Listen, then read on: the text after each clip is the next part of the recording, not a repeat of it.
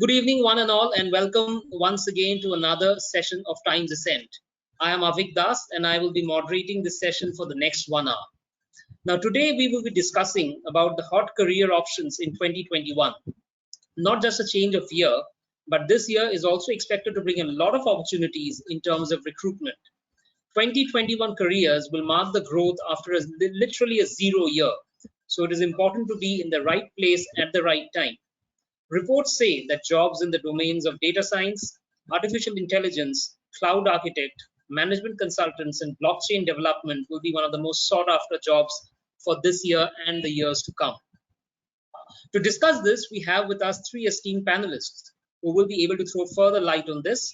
There is Jisha Sharma, AI Studio Lead, Technology and Digital at consultancy firm McKinsey. Now, Jisha has led multiple global teams, solved challenging problems, transformed complex processes, and built revolutionary products. She is a curious mind who likes to challenge the status quo and brings out the best in any world, leveraging her knowledge, perseverance, communication skills, and happiness mindset. Welcome, Jisha, on the panel. Great to have you with us. Thank you. Next, we have Rahul Chaurasia, Associate Vice President, Head of North and East's Corporate Business at Bajaj Allianz Life Insurance. Rahul is an HR professional with almost 14 years of experience and in transforming the way corporate division is looked at. He contributed to making this corporate division team as one of the top performing channels and zones. Great to have you with us today, Rahul. Pleasure. Thank you, Avik. Just a correction, I'm a marketing professional. Somehow it mentions HR in I'm sorry, I'll keep that in mind. My mistake and apologies. And lastly, there is Shruti Mishra, who leads the talent acquisition in India for German sportswear company Puma. Shruti is an HR professional with more than almost 10 years of work ex in areas of manufacturing, real estate, FMCG, and retail. Welcome, Shruti, on board. Thank you so much. Welcome. So as we discussed before we began, that I'll be giving each one of you a couple of minutes to share your thoughts and perspectives on today's topic before we start off the question and answers. Before we start off today's discussion. Over to you, maybe Jisha, to kick it off before I take it to Rahul and then Shruti. Sure, and I would probably introduce myself a little bit more also. I think I was born loving machines, and then as we were getting educated, this whole internet world came into play. And I was pretty clear that, okay, this is going to be my world. So I did a professional degree in software engineering, and then myself, started coding, then moved to different roles like business analysis, user experience, user researcher, product management, and now, as Avik mentioned in the beginning, leading an amazing team of AI experts. So personally, throughout the day, while it is for Careers 2021, I think I'll be speaking more about digital and AI because that's the world I'm close to. My mantra in life is actually an outcome of choices you make, maybe sometimes destiny. So I will be talking more about digital and AI and different roles and career choices in this space to help you make your career decision. Perfect. Thank you so much, Jisha. Rahul, over to you. So thank you, Jisha. And after listening from you, I can only tell that Bajaj Allianz probably has picked up what is your passion, and AI and digital, the technology enablement is something that we as a company have been incorporating in our line of business. And I'm very, very happy and proud to say that now Bajaj Allianz is the most tech-enabled insurance company in India. And insurance, which is predominantly seen to be not a very, very posh or a white collar job, has actually evolved now, and it has a lot of new facets to show, which I'll also be talking about, and a lot of new opportunities. I joined this company as a manual trainee in 2006, and I'm today looking at the various aspects of business for North and East India. So I'll be speaking on that. Thank you, Avik, and thank you, Jisha and Shruti, to be part of the panel. Great, thank you, Rahul. And over to you, Shruti. Just to round this off, what do you think? If you can also share a couple of lines, your thoughts about the session, about the topic. Great. Thank you, Avik, and thank you so much, Jisha and Rahul, for sharing your thoughts. My thoughts are very, very simple, rudimentary here. I know that the workplace has changed more than just the skill sets, and the change of workplace and the entire ecosystem of working has enabled people to develop a new set of skills. Whether you talk about meta skills, whether you talk about upskilling, reskilling, etc., etc. Now, the question has been always there that will technology kill jobs and will it aggravate inequality, or will it bring in some significant work, and will it make societies healthier and more focused? These questions have been looming ever since long times, and it's been decades that we've been mulling over these questions. Technology being enabler, or do we focus more on the emotional quotient of individuals? There will always be this balance to strike. I'm really looking forward to this discussion because I have esteemed panelists with me, and I'm sure I will gain a lot more than what I can give here. But yes, it's quite an interesting topic, quite a relevant and quite a topical one in the current scenario where last year has been a lot of humanitarian crisis, work crisis, business crisis across. And this year, we've already seen the trends upping up in terms of hiring. A lot of pent up demand from last year has been carried forward this year. And now a lot of companies, whether following the calendar year or the financial year, have started to open up their gates for hiring. So I think very relevant topic to have a conversation. Great, perfect. Thank you so much, Shruti. We'll probably start something to do with AI and what Jisha and I were discussing the other day. Jisha, can you throw some light? What are some of those exciting career options? You have been in McKinsey now for quite a few years. You work directly in the field of AI.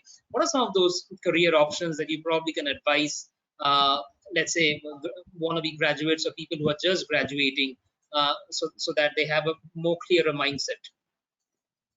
Sure. And I would probably talk about the opportunities in digital and AI both, because I think it goes hand in hand. There are various job families, right? So, for example, starting with the engineering world, within the engineering world, you have various roles like a software engineer or a technical engineer, or you can be an ML engineer who's very specifically focused on machine learning and how do you productionize models. Then, there are roles, and what do these people do? I think in simple layman's terms, these people's core job is to create a shippable software, right? So whatever we want to see in whatever we see in these websites, Amazon, different software products, etc. These people literally convert it. In regular digital worlds, it's software engineers, and in AI world, you would need ML engineers too. Then there's another role within this job family of architects, right? Always needed, no matter what, AI, non-AI, you always deal with architecture. So that's another interesting one. So that's the engineering job family. Next job family is related to product management, cross product management, etc., which deals with roles like product owners, business experts, change experts, or rollout experts. Now, what like their primary focus is on vision, roadmap, strategy, ensuring that products are, launched on time, then stakeholder management. And the slightly different set of skills also, for example, communication and leadership skills are very important for this role. Then domain knowledge is pretty important. And it's also not uncommon to have business experts in this role itself, because you need a lot of business expertise. Now, what has changed in AI world within this job family again is that the role of translators has become pretty popular.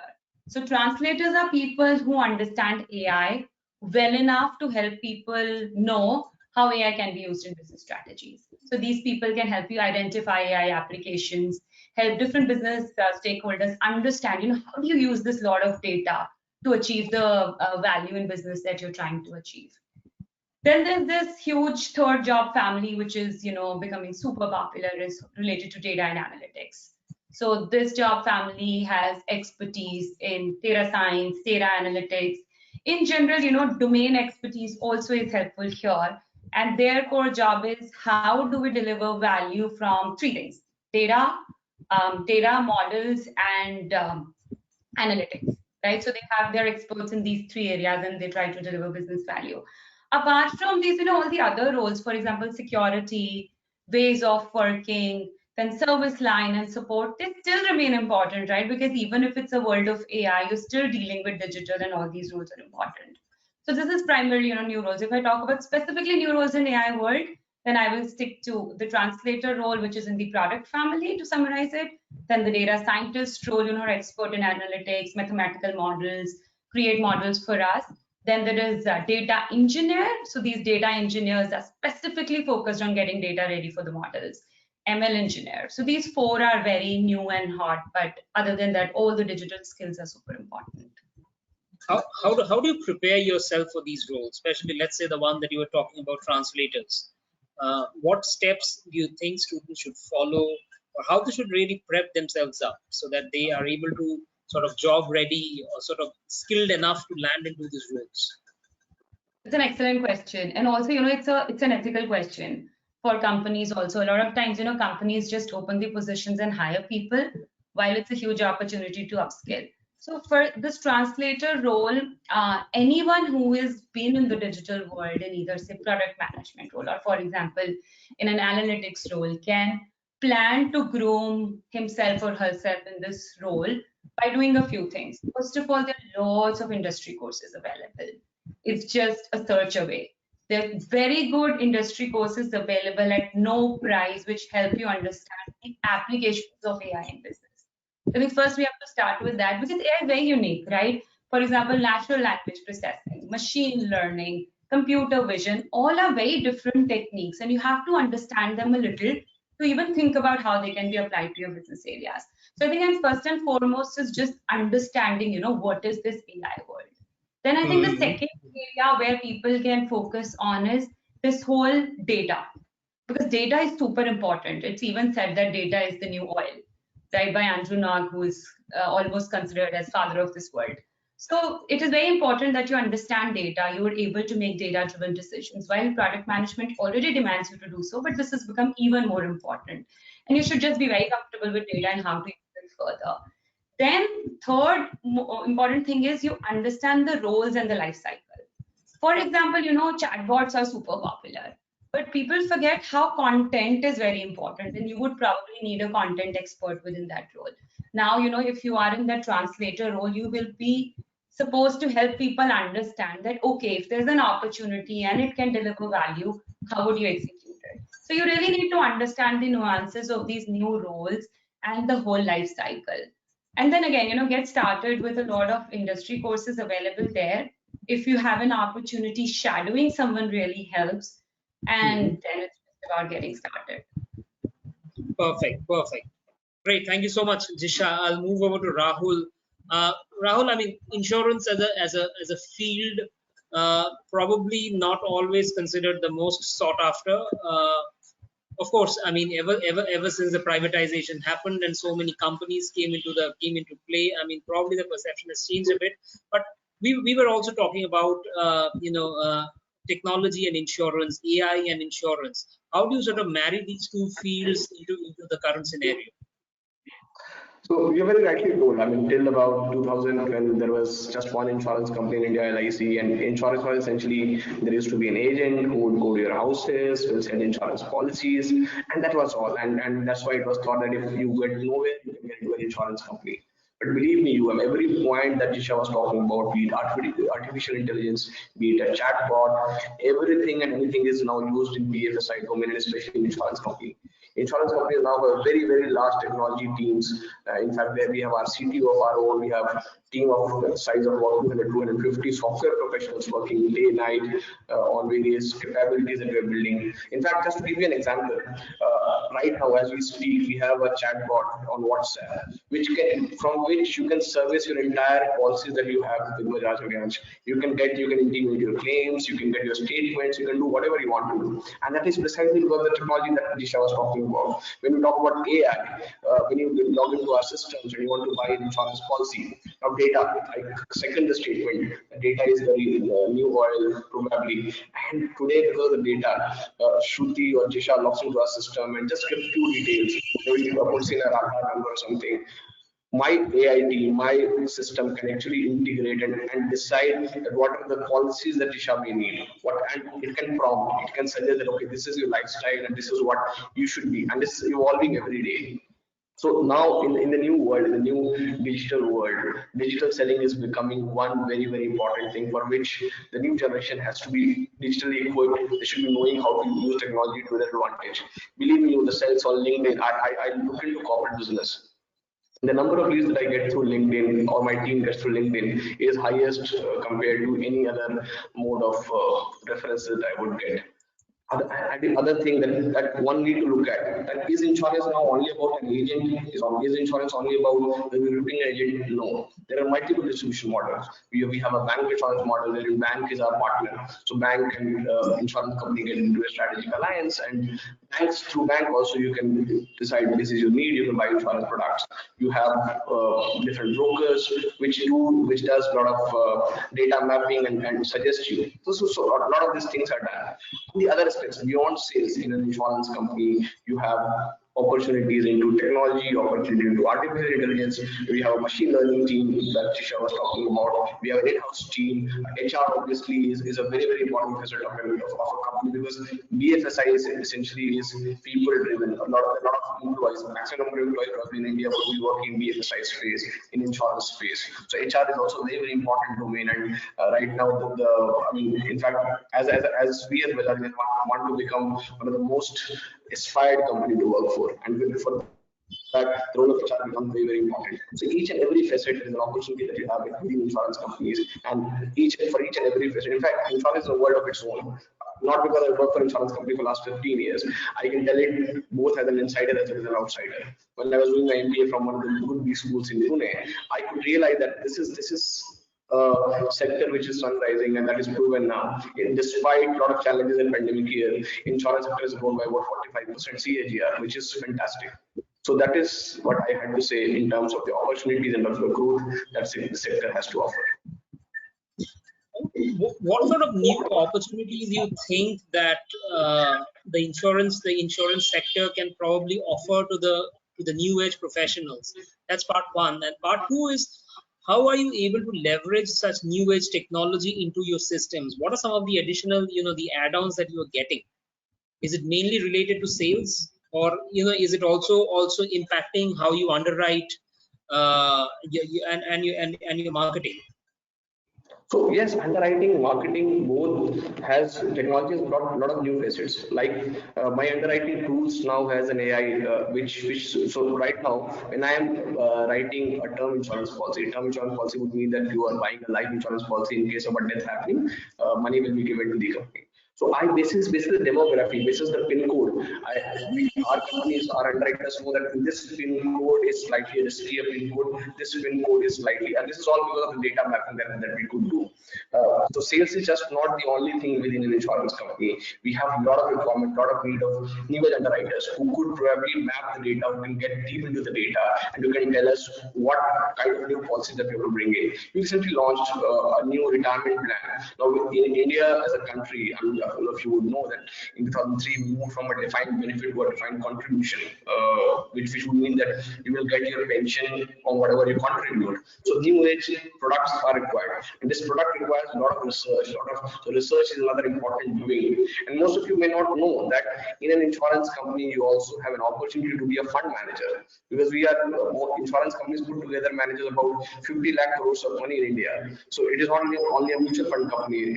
Insurance in itself is a very large asset management company. So this technology, the research wing, the AI team, the software team, because every day you need to develop how fast, how promptly you can underwrite, how promptly you can give a claim, how fast you can find that whether this claim is a false claim, is a fraud claim, or this is a right claim. Insurance company wants to do a one-day claim tag. How can you do that without a technology?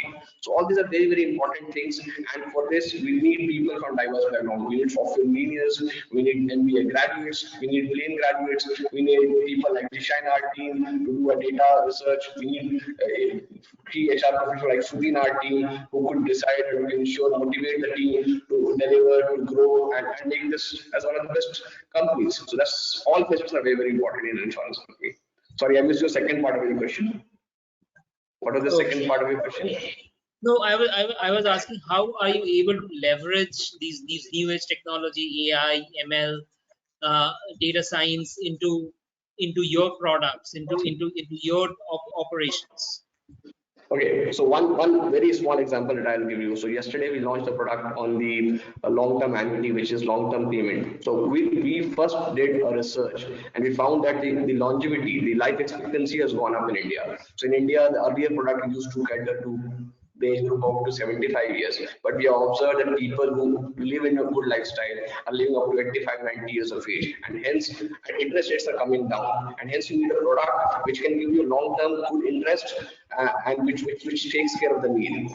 And hence, with the help of technology, we are now able to identify people who really need it and you be able to go and approach them. So today, I have a system in place. There is an internal LMS system which generates a need basis the spending pattern, basis the uses, basis the salary, basis the lifestyle, and pushes me to say that this is the person you can approach for this specific product. So this is the, I will not be able to tell you a lot of details about it because it's an internal process. But having said that, this is helping a lot of insurance company and BFSI in the BFSI space and the banking companies to decide on which client to target and who to speak to.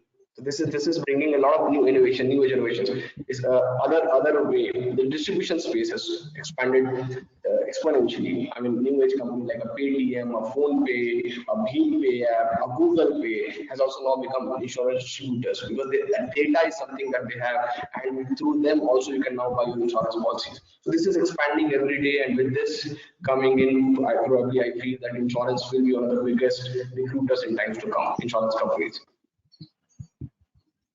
Okay, okay, great. Thank you, Rahul. Abhi, could I add Shruti, something on roles?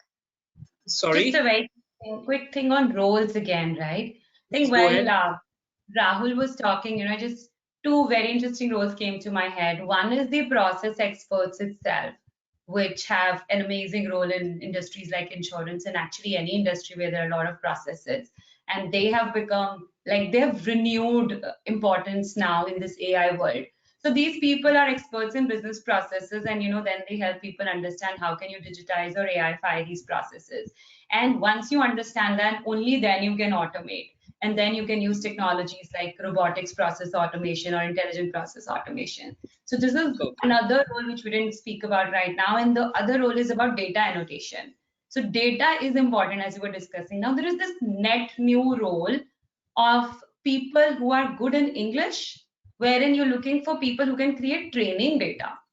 This AI needs a lot of training data. So it is things like if you want automated summaries, there are people sitting there, who would read documents and create summaries from those documents, which can help the models learn. So just the two roles which we didn't cover so far, but net new in AI world. Got it. I'll come back to that, Jisha, and it's pretty interesting. But let me now first move over to Shruti. Shruti, and I think I'll ask you a question that probably has been discussed over the last for the last couple of years many a times. But how do you think the HR domain is changing in terms of artificial intelligence and automation? How is your recruitment or your screening of talent getting more and more automated? What are some of the steps that you are taking? Okay. Avik, I hope firstly no one from the HR is listening here because your statement might scare them a bit. But that's on a lighter note. I'll take a step back here and I'll talk a bit about the organizations that we have now, right? I believe in our good old B school days, we've studied about various forms of organization like a machine, like a brain, like a fluid. Those kind of models was what we studied, at least I studied when I was back in my B school. Organizations today have become more flexible and transparent, right? And we would all agree to it. 2020 just enabled it a step further. The workforce now has become increasingly multi-generational and diverse. Working from home or remote working has also given us an access to remote talent, has given us an access to diverse talent base, not just limited to a geography or to a limited skill set, but across region, across boundaries, right? So the workspaces, if I may say, have become digital, of course, have become flexible and increasingly agile. Now, what does this bring into picture? This brings in a need to modify not only our office layouts from a physical standpoint, but also our programs of benefits, our compensations, how we look at policies to accommodate the need of these new professionals or the gig workers, as we keep on listening, which are entering into the workforce. So a growing multi-generational workforce requires a more flexible and adaptable approach. And this approach has to cascade across all levels, which also means that the leadership becomes horizontal. It also becomes shared because now there is an increased collaboration on a social as well as the external piece. And there is a breakdown of the traditional hierarchical models, right?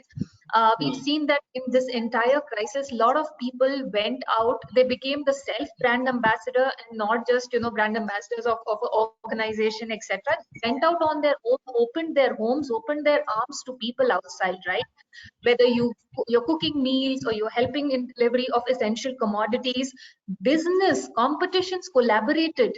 We saw Uber collaborating with Marico. We saw HUL collaborating with Swiggy to ensure that doorstep deliveries are done. One way to look at it is an innovative value chain which was formed. One way which I look at it is coming together to create a social impact, right? And this will not happen only if the CEO decides. It happens across all tiers, all levels, all hierarchies in the organization. Having said that, each generation now will have their own ways of working and will have their own motivational factor. And we will not be a slave to those stereotype ways of increasing productivity or inspiring loyalty, right? All these terms have gained a new name. Now, in this context, the role of HR becomes extremely important to have these different workforce come under one gamut as in an organization, and think towards a goal which is shared yet consolidated. Because your objective can be shared, you can have from a retail standpoint, for example, supply chain will have their own objectives to drive, merchandising will have their own objectives to drive, HR will have their own KPIs, KRAs, etc. As long as it all sums up to one holistic vision which drives the business towards profitability, I think we are all in a good space. Policies, conventional policies such as, let's say, code of conduct, prevention of sexual harassment at workplace. This brings a completely new facet now. How do you manage a harassment case in a digital environment when, let's say, someone's turned off the video and the other person's video is turned on? Right? In this era of machine-enabled work environment where we have so many mediums of communication, how do you make sure that what is the right approach to communicate? Right? How do you lay down the benefits program where one of your workforce is traveling, one of your workforce is a returning mother from maternity break, one of your workforce comes to office, sits in front of you for 10 hours, 12 hours, whatever is the work schedule. So that mindset of presentism also takes a break and moves into a very different space. So managing all these kind of nuances, I think HR has a huge responsibility to play, and it is not just limited to your employees and organization, but a society at large. How do you instill purpose of work in an individual? How do you make the jobs more purposeful? In between these, I believe, we've all read across various reports that a lot of women dropped out of workforce, given into managing multiple responsibilities because they were doubling into work. We also saw a lot of cases where the domestic violence was on a rise due to this situation when people were trapped in their own homes, right? A lot of mental wellness, a lot of mental agony was faced by people. How do you make sure your employees who are working, who are glued to the screen for 9 hours, who are also managing a pressure cooker in the kitchen and a pressure cooker in your email ID, how do you manage that kind of a situation? What kind of new programs or what kind of new purpose do you establish in the organization? What kind of culture do you imbibe into any new person who joins in the organization? So these are some of these ethical questions, which are faced by the HR, and the role of HR evolves just as technology is evolving. We definitely use technology in various facets, whether you talk about recruitment, where we have AI-driven ATS, which helps us in profiling and assessing candidates to help us save on our bandwidth, which was conventionally spent into sourcing screening of candidates. We use AI to understand how the mood in the organization has been, how employees are feeling. Now in retail, I'm responsible for 1,400 employees spread across various channels of various models of various formats of stores. How do I make sure that employee experience is uniform? Because once I'm able to establish an employee uniform experience, will transcends into a superior customer service, right? Somebody sitting in Patiala is facing harassment. Do you really think that person is ever going to go out of the way and do and achieve their numbers of sales? They will not, right? Because they are in a mental agony. How do I make sure I leverage these AI driven tools to ensure my employee experience is standard, which cascades into a superior customer service or a customer experience? Uh, Having said that, we have digitized a lot of L&D processes which were there. I think this is nothing new. A lot of organizations have done it. We have also been part of this entire piece where we've gamified a lot of our assessments where people feel more entrenched and they are not into interview fatigue or a learning fatigue mode. I'm not just going to use Zoom fatigue because after a while you get saturated with even the amount of learning that you have to do. Your brain will only absorb as much, right? I, so not getting into an employment fatigue, into a learning fatigue, but giving them those breaks in between, making sure they have days off. While it is an extremely packed and extremely high pressured environment, um, having having and enabling tools which helps us to boost our e-commerce sales, because this was one time when e-commerce boosted more than the brick and mortar in terms of the percentage of growth, because brick and mortar was shut down for some period of time. Even when the lockdown was lifted, it had some certain limitations, whether it's time, whether it's number of employees who could work at the store, maintaining the norms of social distancing, maintaining the safety protocols, etc.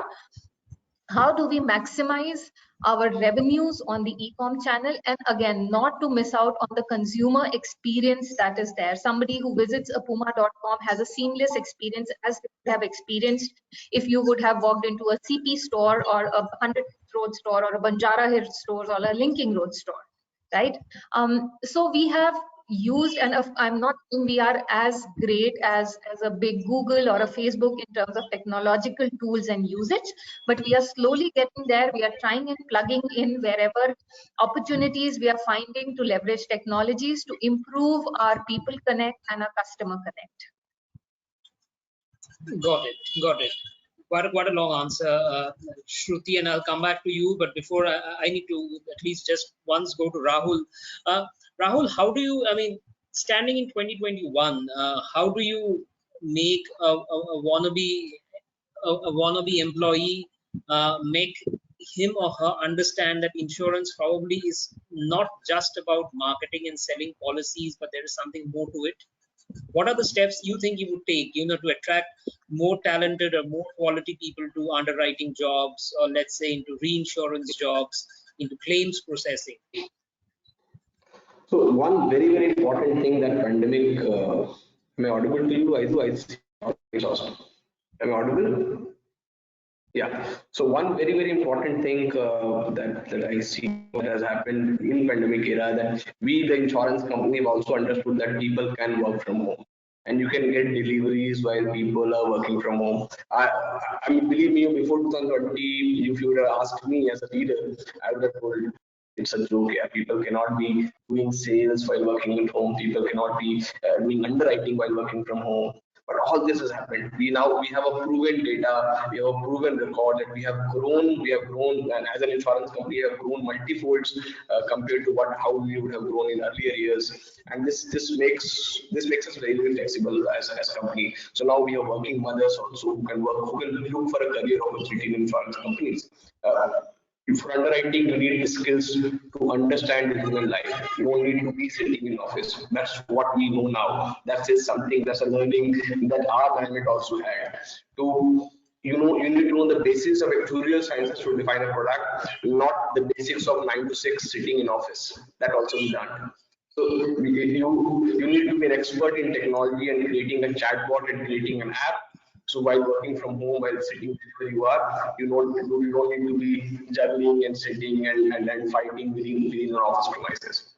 Having said that, coming back to your core questions, people need to understand, and people are realizing. In fact, B schools, I speak a lot of B schools. Now, various B schools have also understood that insurance is just not about selling. Selling is a passion. Selling is an art which some people would want to. Like, I love to interact with people. So for me, if you tell me that Rahul, get into Shruti's job or get into Disha's job, I'll say sorry. I probably may not, because that's my style. So everybody has their own inherent skills. So selling, be it a Puma or be it Disha's company, everywhere you need a salesperson to talk about their products, their processes. That is there, that is required. But processes is something which has brought a lot of changes, and flexibilities have come a lot within insurance companies. For aspiring people who have still thought that insurance is just about becoming an agent and selling insurance policy, no. Insurance is also about doing a data analysis. Insurance is also about doing a data research. Insurance is also about developing a new product which suits the requirement. Insurance is also about understanding that how can we make the services better. Insurance is also about how do we ensure that through a WhatsApp application one can get his entire services done. Through a WhatsApp application one can get his claim or his family members claim or intimate the claim. So with all this now in place, I believe that the newer generations, the younger generations, while I also feel I'm very young now, but the younger generations would have a lot of newer opportunities, and which I think my co-panelists would also agree that within BFSI domain, because you can survive by maybe few companies, brick and mortar companies not being there for some time, but a bank not being there, we have seen in 2016 how our lives have been.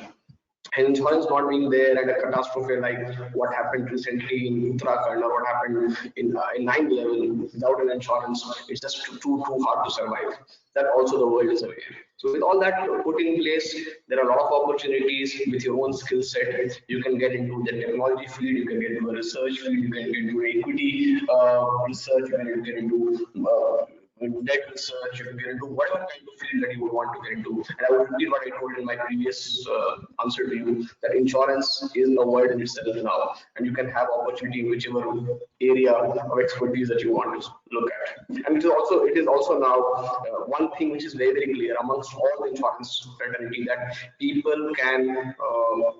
of all diverse backgrounds, people, working mother that Shruti was talking about, somebody who has a Zoom fatigue or team fatigue would still be able to work in an insurance domain, because you have a lot of flexibilities now in post-pandemic at least.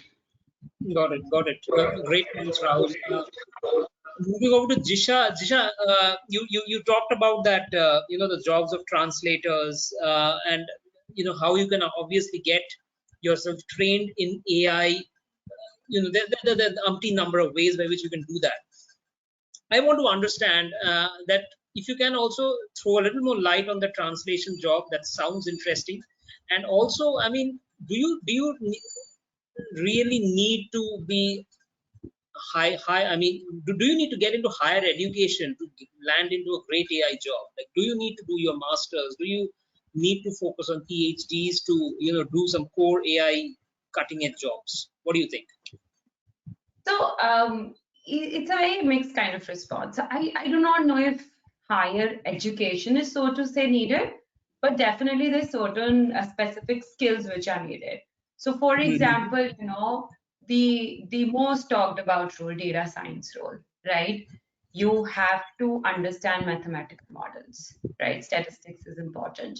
You have to understand analytics. You have to understand computer science, and should be able to understand business. Now, I think we've moved away from the world wherein you really have to do it through big schools. However, this knowledge is needed, right? And there are various ways of getting this knowledge, but this is specific to data science role. But for other roles, right, if you have been in software industry, for example, and let me take it one by one. And if you've been playing this role of a product, a business analyst or a product manager or an analyst of any kind, then as we just spoke about, translating yourself into a translator role, you can do it pretty much on your job. Like, start reading about it, start learning about it. And a lot of these very reasonable online courses give you projects, right? And you will see that world has gone digital, right? And there are a lot of AI opportunities within whatever you're doing. And every industry wants to, make more money and value. So you will definitely find opportunities. So that's one. Then the second section is, for example, if you're in an engineering role already, right? Then This ML engineering path, again, something you can do through literally online courses itself. What is ML engineering? It is about, using these models that data scientists build and making it production ready. So there are these tools, methodologies, wherein you can get your hands dirty. And in today's world of open source and, all these tools being available, even GPT-3, right, people can test with. So you have ways of testing it and upskilling yourself. Like, while we strongly advise, I would strongly advise organizations to help people in upskilling journey, but if they're not, people can do it themselves. Then third area, like if you're close to data, right? Then this data analytics is a natural progression, or data engineering role is becoming very popular. Now, data engineers are people who get data ready in simple terms. So they deal with pipelines, etc. But in simple terms, they get data ready for this ML work. Again, something you can learn on the job. Now, apart from all this, right, if you're from a business world, again, your business knowledge doesn't go waste. So you are a business expert. Either you can get into this product management translation kind of a role by understanding AI basics, or you can be a process expert itself, as I briefly interjected and mentioned. So every business is looking into how can we deliver more value through automation, right? So to automate these processes, you need a process expert first, right, who understands these processes. So there is this whole process expert role.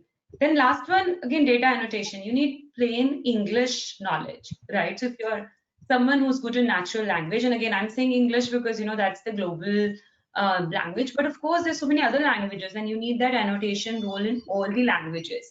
So there also nothing, you just have to find the next opportunity and just get started. So long answer, I do not think you necessarily have to have an advanced course, but it depends, right? Some basic skills are needed for certain roles. Got it. Got it. Thank you. Thank you so much, Disha. Shruti, coming back to you, I mean, right at the beginning, you talked about reskilling and upskilling. And again, those two terms that have been in use for the last few years across sectors.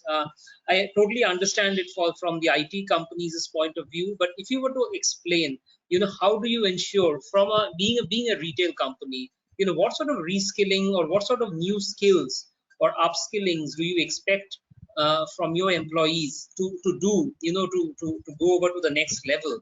That's part one. And part two is, how do what are HR managers actually looking for while recruiting in these current times? Okay, so when I talk about upskilling, even the technology in the footwear is also improving, right? Because with the enhanced focus on health and fitness, and even the recent times we've seen that health and fitness is a category which started to see the upside first, right? We have a lot of different technologies in terms of footwear, whether you're using a you're using a footwear for your training, you're a sneakerhead, you want to use a footwear for your evening parties. So every foot demands a different kind of a shoe or a different kind of a footwear. Similarly, when it comes to apparel, the technologies is improving. Gone are the days of 100% cotton or maybe 100% cotton plus polyester. You will have an anti-germ, antibacterial clothing. You will have a lot of focus on sustainability, how you're recycling the products, how you're having a sustainable fashion being brought into the store. So these are some of the avenues where any fashion retailer does need to upskill and keep up with what is happening in the context of the climate change, which is a global topic to speak about, or whether we talk about the reusable fabrics, or whether we talk about in terms of the current health situation, where, as I said, we have antibacterial clothing or clothing that is good for your running, which is sweat absorbent. So these are some of the new techniques, even in terms of fabrics and footwear, that one needs to learn about, which we also gave a lot of emphasis in this time when we had time at hand, the physical stores were shut down. So this is one piece of upskilling when it comes to product. The second piece of upskilling, I think Disha has spoken a lot in details about understanding the data, understanding and making sense of the data to ingrain into your strategy, whether it's a long-term or a short-term strategy, taking decisions which are data-driven, understanding the consumer trends, understanding the consumer shopping patterns, and then placing an emphasis or making a buying decision for your next season. This is also a skill set which is required. Thirdly, coming to the consumers, the attention span of people is reducing and they are highly distracted. You even talk about us. There is MS Office, there's MS Team pings, there's a WhatsApp ping, there's a phone, and again there's a webinar going on, right? 5 different modes of communication, and someone standing at the window there is waving me hi.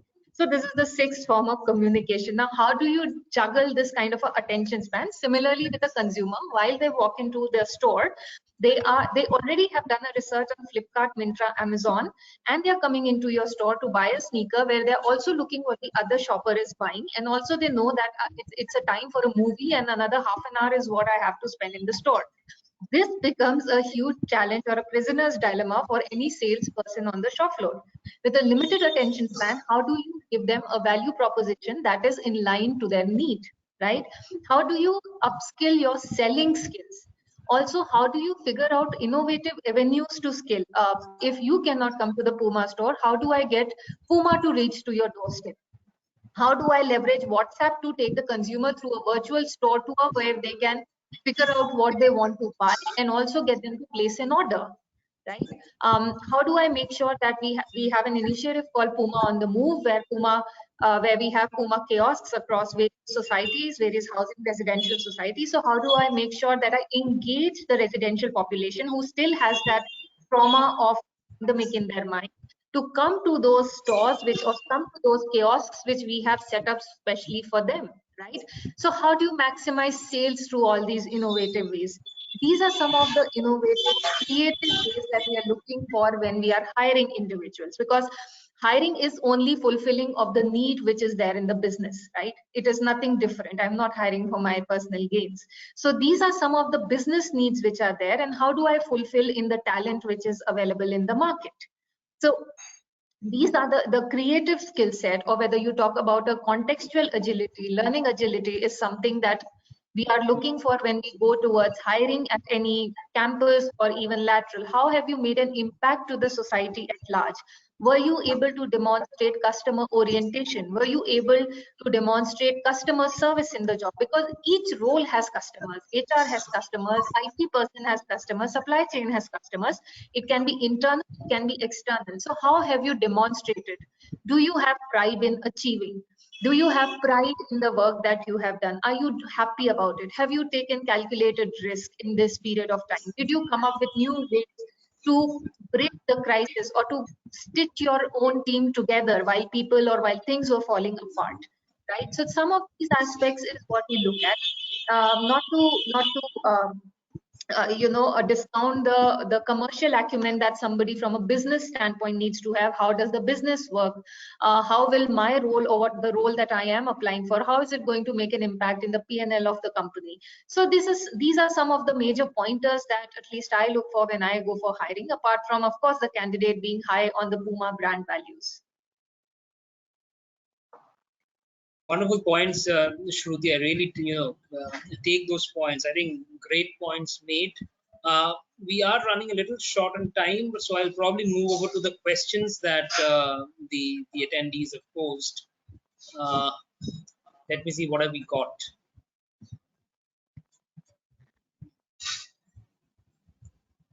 Okay. Okay, there's something from Harpreet Singh, and he asks that what are the best career options in 2021? That's pretty straightforward, though I'm not too sure whether this can be answered in that such a straightforward manner. Who wants to have a go at this? Oh, well, I would want to just tell one thing to my friend Harpreet. Sorry, go ahead. Shisha, sorry, you were saying something. No, I was just kidding. I was saying world has gone digital, go digital. No, just kidding. So, right, yes, I would second you there also. But one thing which is very, very important, which we all have read about, lead mindset. So, any job that you get into, Harpreet, any job that you get into, guys, you need to have a mindset which is very. So, you have to have a founder's mindset. Every business that you're working, like when Shruti was talking or when Jisha was talking, I could feel that they could imbibe their organization inside them, and they could think like an entrepreneur themselves. It's not about whether I'm an employee or whether I'm paid a salary. It's about if you can get into the P&L of everything that you do. And P&L is just not about the money profit that I talk about. Every activity has to be result oriented. And whatever you feel the best, and whatever you feel is your skill set. Like I feel that sales is my skill set. Talking to people and making a relationship is my skill set. If Jisha feels data is her skill set, if Shruti feels people management is her skill set, if Avik feels that okay, media management is his skill set, work on that aspect, get into an opportunity. Every organization and don't think अरे ये तो insurance है, अरे ये तो McKinsey है, अरे ये तो Puma है. No, don't think like that. Think I can. If I'm a sales guy, I can be a good sales guy in Puma also. I can be a good sales guy in McKinsey also. I can be a good sales guy in Bajaj Finance also. That's the inherent skill that I'm talking about. And think of a lead mindset. Do a Google about lead mindset. You get to know what the core mindset that I'm talking about. And that's very important to be a successful career-oriented guy in any field that you want to get into. Yeah, I think just to build on that, right, I would totally concur. While there are so many career options, right, it's very important that we understand ourselves first. So, like, I would put it in a like 3-step process. That it's important that first of all you know your values. Then what are you looking for? Are you looking for balance? Are you looking for freedom? Are you looking for creativity? What are those core values that you're looking for? It's important for you to know that, and only you would know it.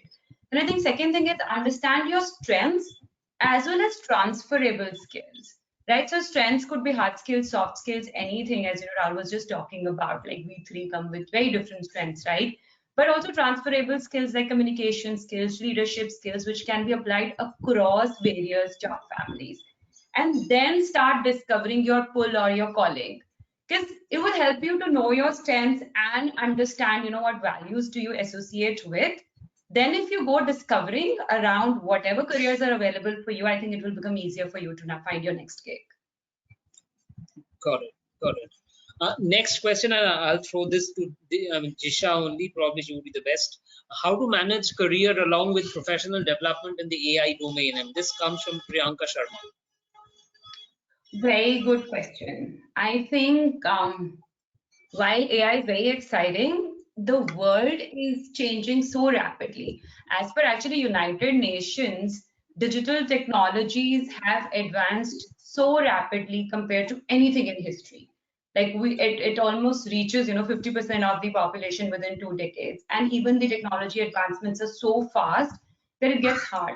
Like if I talk about personally, I do spend an hour a day on learning, and usually it is 30 minutes is dedicated to something totally new, and then 30 minutes is how can I help with my own own work better. But again, everything has to be role based. For example, like if you would have some of you would have seen my LinkedIn profile. If not, as I was talking in the introductions, I wasn't a qualified AI expert, right? I haven't picked any course. I picked a course later in the game. So how did I start my own journey along with my job itself? It was just an exciting space for me. I started reading about it, trying to understand various applications and all of that. But I had a clear goal in my mind that yes, this is the space I want to enter to. So I think summarizing, first of all, it's important that you have your professional development goals. It is very easy, like our human mind works in a way that we always cater to what is urgent, but leave our big rocks, which will help us move in life aside. So it is super important. And once, this great executive coach advised me that every time you start your day in the morning, your first hour should be dedicated to your big stone, that big raw goal that you want to achieve, which is not the urgent matters of the day. So if I have to start my workday at 9, I would rather start it at 8. And no matter what happens, I would do that. So I think having that big goal in your mind very clearly, and then giving your first hour of the day to that, rest, everything will follow. It's just about a little bit of discipline. Wonderful words, Jisha. I think the students who are hearing it get inspired from these. Moving over to the next question, it's from Priya Sinha, and she asks that how to select the best industry for oneself. Shruti, if you can take that.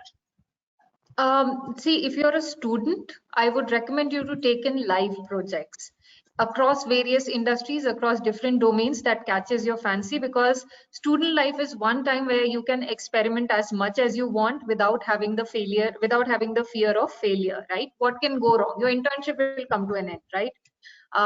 Take small projects, 3 months, 4 months, 5 months projects, do it in the domain that you like, get your hands dirty, understand if this is what your calling is, so that by the end of the course, you are at least prepared to which avenue or which domain or which industry do you want to go in. Second piece, if you're not a person who's in the institute and who's not studying and who's out of college, I would recommend that, as Jisha also said, do your SWOT, do your strength, weakness, see where you lie, what is that you find it interesting, and take up a job into it. Maybe it's not your calling. After 6 months, 8 months, you realize that maybe it's not of your calling, and you might want to switch into something else which has caught your fancy. Perfectly fine to do that. In the current scenario, job hops, if you have a reasonable explanation, does not hold you back from another job. At least that doesn't happen in Puma. I don't do that. If you have an explanation why you switched, perfectly fine, as long as you are sure of why you did that. Take an experiment as much as you can in the initial phase of your career, because after a certain time there are still couple of stereotypes, but at a later stage people would want to put you in one bucket or the other. Oh, she's an AI specialist, or hey, he is a sales guy in insurance, or she's an HR in a retail sector or into Puma. All these kind of buckets will start to follow at a later stage. But if you have that kind of a bandwidth at this point, please do experiment with as many career opportunities as you can, because you never know what might strike gold at some point. Got it. So And one line I would want to add with what Shruti just told, that's a line given by my Professor M.S. Pillai, the late Professor M.S. Pillai was the director of SC Machadi, my guru. So he says, he has told this to me, and he has told this in his credo also, that don't take employment for a mere job and salary. Take employment as an opportunity to unfold and express yourself. If you can do that, you will be this most successful guy in the world, probably in your own eyes.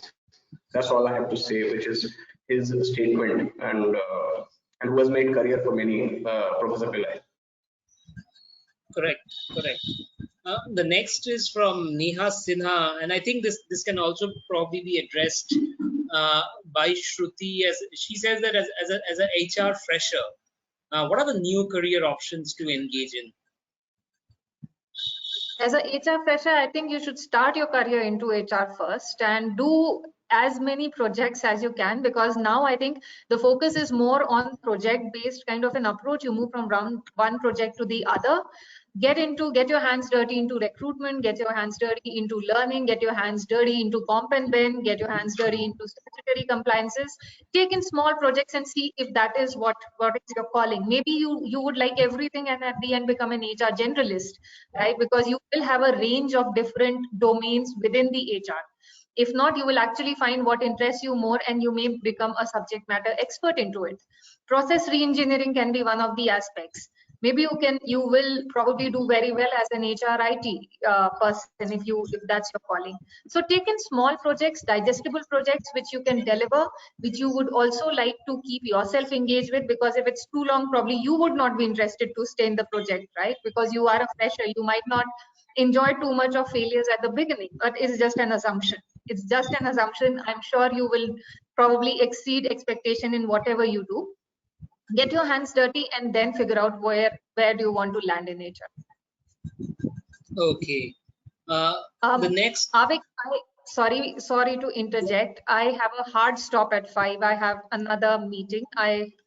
If you Probably could, yes, no problem, Shruti. No problem, Shruti. I mean, you can leave. I think, yeah, we are well past the time, but I'll probably have another 5 to 7 minutes. But you can obviously excuse yourself if you have another meeting to attend.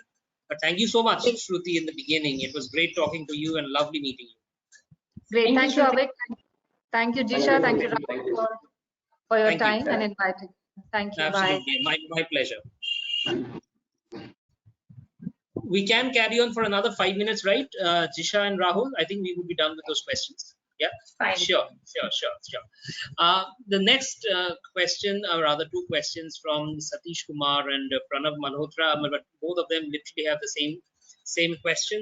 It's asks that, how do you determine courses that help a career in data science and AI? I mean, how do you recognize those courses to upskill yourself, to get more knowledge about such courses? So I think data science is it's a longish area of study, right? So I would suggest that you should go for a professional course. Because I think, when it is a year or 2 year long journey, it's sometimes hard, right? Unless you're super disciplined, but you will have to go for a professional course. And as you would choose for example, even a regular software engineering college or a computer science or any degree for that matter, you should follow exactly the same principles. However, for other roles in AI, as we were just discussing, it really depends on where you are in your career trajectory. If you're a beginner, right, and no matter whichever role you engage in, like we've hired generalists in past, right, and a lot of generalists do start in the product management space, or even want to have like some bit of tech orientation and then start in a tech role, like a hands-on software engineering kind of a profile, etc. I think if you already have computer science knowledge and not specifically looking into building models, right? Like there are two areas in this world also, right? One is building your own, for example, a neural network, right? A brain structure. If you really want to build something like that, I would suggest that a professional course is helpful. Again, it's not that it's not doable without a professional course, but if, say, for example, you're looking for applied AI, and you already have a professional computer science degree, then you can hit the road running. And while being on the job, you will be able to upskill yourself. Like you can try and do other things. For at least just for the data science specific profile, it's important to take a longest journey if you do not have that kind of knowledge. Vic, we can't hear you. Rahul, if you can take the next question. This is from Bhavesh Kumar. He asks that how to get a corporate job for a non-technical graduate. What are some of the posts where the non-technical graduates can apply? How about discussing the insurance sector? So see, as I told you that it's just not about the tech, also about the inherent skills that you carry. And I'm also a non-technical graduate for that matter. I'm a BCom graduate with my MBA. So you need to pick up from your core strength. What is the inherent strength that you have? It is not necessary to have an engineering degree all the time, or may have AI or a data science knowledge all the time. You may always do an upskilling that Shruti was talking about while you are on the job. It is first thing that you need to probably identify that what you are good at. Are you good at communication skills? Are you good at talking to people? If yes, then probably sales is a career that you may look at. Are you good? Are you a research person? Then probably you even though you are not a pure data person, you're data driven person, you can still get into research because KPOs are something which give you a lot of job opportunities. Travel, if you like traveling, travel industry will be open. So you have multiple opportunities also to probably unfold and express yourself, talk to yourself, find what you are good at, and with the kind of opportunities that India has, and India is growing at a very fast pace, and I see it growing at a much faster pace in years to come. All of us will have opportunities. And also, just to build on to that, it's not Yeah. the end of the world, whatever you pick now. I think organizations have become very flexible within our own organization. I have so many examples who've started their career from HR or say finance or any other domain or even global help desk.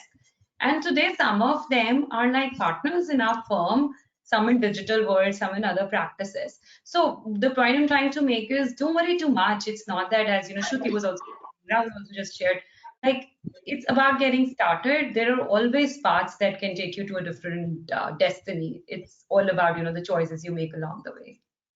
And to give you an example on what Visha just told, if you read a book of Steve Jobs from Pepsi to Apple. So I don't know, many of you would know that Steve Jobs was earlier employed in Pepsi, which is essentially a software drink company, and he created a company called Apple, which all of us are aware. Apple is one of the most flagship brands probably in the telecom space, in the mobile space. So you can move. There are multiple examples where people have moved, changed their career, and they become very big in the alternate area that they've chosen. Certainly read the book. Whoever has sent this question, read this book, Pepsi to Apple by Steve Jobs. Okay. Okay. One last question from Rahat Ali, and I think this can be taken by Jisha. I mean, you have an engineering background, so he asks that what are the career opportunities for a fresher mechanical engineer? I think Jisha is frozen. Yeah, I There's think some so. question. Jisha, can you hear us? I think there is a technical glitch at her end. We'll probably have to wait for a minute or so before she's able to rejoin.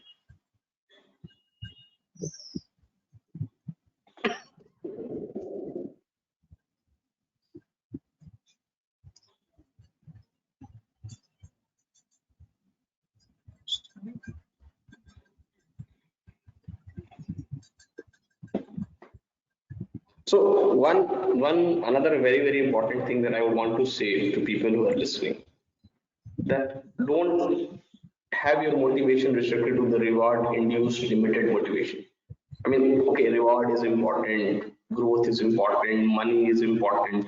I'm not denying that. What is important also is a limitless self motivation. The moment you start thinking that your job is your own job, 1 year you may not grow, but in companies cannot ignore you for years to come, and you will get what your destiny has to give you. Don't have that excuses and escapism. Become accountable. Start taking charge. That's very important in your career choices. That is something that I have learned from my guru, and I would want each one of you to imbibe that in your own lives. That's very important. I think that's an important point, Rahul. Take responsibility of your job. Yeah, we have Disha back. Uh, can you hear us, Disha? Yes. Okay. No, we are just talking about Rahul referring to taking responsibility for one's job.